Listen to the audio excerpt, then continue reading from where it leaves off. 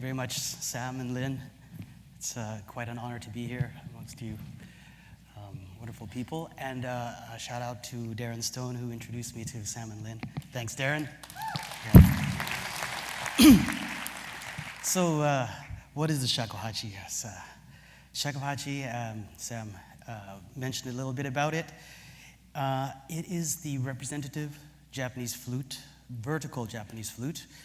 In Japan, they have other flutes that are horizontal as well, and they're used mainly in the festival type of music with taiko drums. Next to the taiko, which is probably the most popular Japanese instrument outside of Japan, I believe the shakuhachi and probably the koto, which is the Japanese zither, is the most popular sound. And most people, when they hear like a samurai film, like in the Kurosawa films, or you hear the sound of the shakuhachi. It has that windy, breathy flute sound that is very iconic for Japanese flute sounds. And what interested me when I first heard it, it struck me deeply as it changed my consciousness. It really affected me deeply. And so it was in high school. I was actually listening to shakuhachi music, and it called to me. And it's just a mystery how people are called to their passions. And this piece of bamboo, which is basically the root end of the bamboo, and it has 5 holes, 4 on the top and 1 on the back, how something this simple can call to someone's soul so deeply. And so I had to wait after I graduated from university until I got a job in Japan. And the first month while I was in Japan, I asked my supervisor to look for a shakuhachi teacher in the little town in the middle of Japan I was in, and he found one immediately. And from then on, I just started taking lessons every week and then I never stopped. And it's over 20 years, and now I'm still playing, and this is what I do for a living. And the shakuhachi has deep roots in the Zen tradition, and that's what it's known for mostly, as the quintessential Zen flute, they call it. And the reason why is because,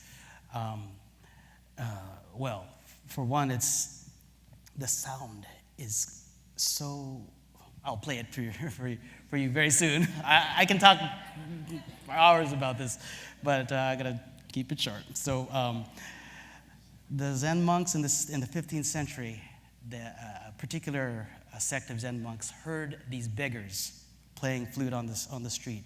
They recognized the potential as a flute for raising higher consciousness. And so these guys, these Zen monks, they took it and they developed a whole tradition, a whole culture of Zen flute players. And from then on, it has developed and evolved into a musical art form for today. And so I continue this tradition of Zen flute playing when I teach students. Of course, I also play music, but in the old days, the shakuhachi was not known as a musical instrument. It was actually forbidden to play music in an entertainment sense in the old days in Japan. So it still has that interesting tension between Eastern and Western mentality about what music is. And so that's also what attracts me, is this: what is music? What is sound? And it challenges me all the time when I'm playing the shakuhachi to question all these things. And when you hear the shakuhachi being played, you hear a lot of these sounds that are not quote-unquote musical. You hear a lot of windy sounds. You use the sounds of nature. The piece I'm going to be playing for you, this is the notation of the shakuhachi. This is a very traditional piece called Tsuru no Sugumori, or Nesting of the Cranes. And it's read from up down. The title's on the very right, Tsuru no Sugumori, Nesting of the Cranes, and the temple it came from, Oshuden. It's read from up, down, and right to left. And you can see, this is just a very bare skeleton of the type of music it is.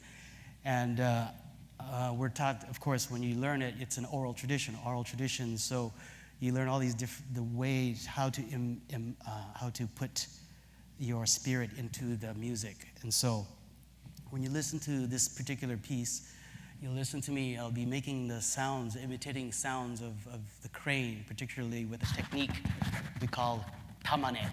And so, okay, I'm gonna play. This is Tsuru no Sugumori. It's one of the great masterpieces of classical Japanese Zen solo flute music.